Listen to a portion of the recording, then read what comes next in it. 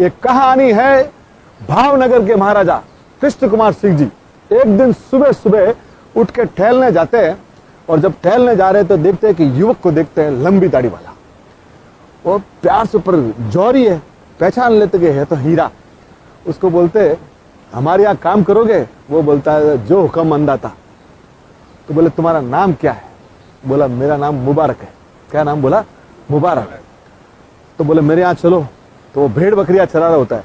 बोले अन्नदाता मैं आ जाऊंगा, पर आज मेरा काम जो दे रखा है, भेड़ बकरियां जिनके जिनके मालिक के उनके यहाँ पहुंचा के कल सुबह आपके यहाँ आऊंगा। महाराजा भी चकित रह जाते, 1800 गांव का धनी, और वो जब बोल रहा है फिर भी बोलता मैं कल आऊंगा। बोले कल आ जाओ। तो महाराजा का एक नीलम बाग है भावनगर में, आप जाएंगे तो आपको मिलेगा।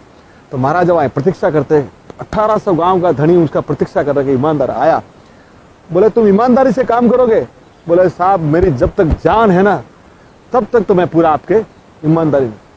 आप सोचिए मेहनत और ईमानदारी मुबारक की इतनी बढ़िया थी कि देखते देखते भावनगर कृष्ण कुमार जी महाराज साहब ने, उन्होंने क्या कहा था, अपनी तिजोरियों की चाबियां भी उनको दे दी। हाँ बात है, आप सोचिए क्या, उनको तिजोरियों की चाबी दे दी। और थोड़े दिनों बाद आप सुन के ताज्जुब करेंगे, महारानी को अवसर के लिए उनके पास सबसे बड़ा 9 लाख का हार था। तो वो हार लेने वो तिजोरी खोली गई और महारानी को वो तिजोरी का हार दिया गया। महारानी ने वो हार पहना। हार पहन के रात को जो अवसर आए तो वो रात को लेट आए। महारानी को आदत थी रात को रामायण पढ़ने की, तो वो रात को सोती सोती रामायण पढ़ रही है। रात को 3 बज गए, उसकी नींद कब खुली? वो किष्किंधा का था, तो उसको लगा कि ये मुझे पढ़ना जरूरी है, तो वो हार उसने बीच में रख दिया, पेपर के बीच में, कि मैं कल सुबह इसको वापस। वो भूल गई। 3 महीने बाद उनको वापस हार की याद आई, तो वापस तिजोरी खोली गई। अब हार तो वहां था नहीं, देखा तो हार है नहीं।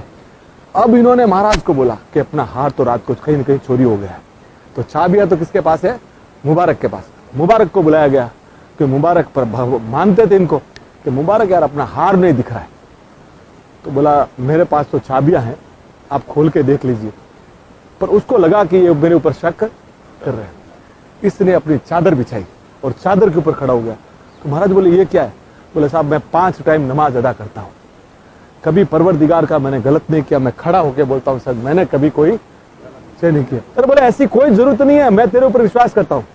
पर बच चला गया। पर वो शक की सुई होती है ना, मुबारक के मन में आ गया कि यार मेरे लिए, उसने सोचा ए परवरदिगार 24 घंटे के अंदर कुछ ऐसा कर दे कि मेरे ऊपर से कलंक मिट जाए।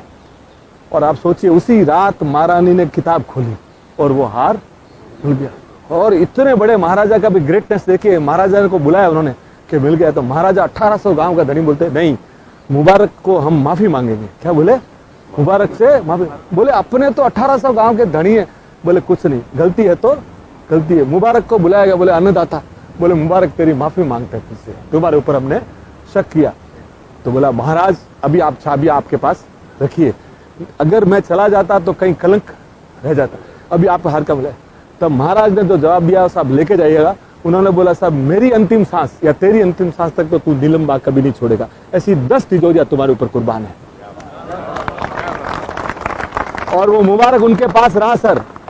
और एक दिन सुबह सुबह महाराज जब आते हैं तो देखते हैं कि भाई आज कहाँ है मुबारक? बोले मुबारक का इंतकाल हो गया। अरे तो बोले काम करते हैं, उस दिन बोलते हैं महाराजा ने बोला कि आज राज दरबार स्थगित रहेगा और मैं जनाजे में जाऊंगा। तो खड़े हैं, 11 बज गए, 12 बज गए, जनाजा नहीं आया। तो महाराज ने बोला भाई इतना करो, मुबारक का जनाजा क्यों नहीं आ रहा है? आके बोला कि सर वहां गया, उनकी बीवी इधर बैठी है, उनके बच्चे इधर बैठे हैं, उनके पास कफन के भी पैसे नहीं। बोले क्या बात करते हो, मैं इतना पैसा देता था, गया का? बोले मुबारक की आदत थी सर, वो जितना पैसा आता था ना वो साधु संत फकीरों गरीबों में बांट देता था। तो बोले उसका घर कैसे चलता था? कि साहब रोज नीलम बाग में आप जो खाना खाते थे, इतना जो वेस्ट बनता था ना, जो बचता था ना, उसमें मुबारक अपने परिवार का पेट चलाता था, उसने कभी एक पैसा नहीं लिया।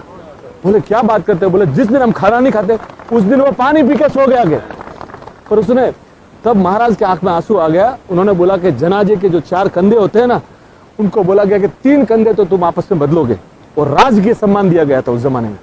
और की जब जनाजा यात्रा निकलते हुए महाराजा ने अपनी पगड़ी उतारी और ऊपर अपना रुमाल बांधा और पांव की जुतियां उतार दी सर। और पूरे जनाजे में महाराजा गए।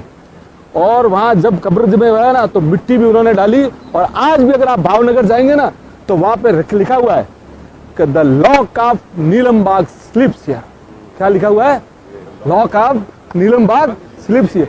तो साहब आप सोचिए, उन्हीं परिवार को बाद में महाराजा ने बहुत बड़ी जमीनें दी और उनके डॉक्टर अपने उनके बड़े फैमिली में डॉक्टर उमर भाई हुए महुआ में, उन्होंने भी। तो साहब ईमानदारी जहाँ होती है और सच्ची प्रेरणा होती है ना, दुनिया में उसका कोई मुकाबला नहीं सर। तो ईमानदार रहिए सर, जिंदगी आप।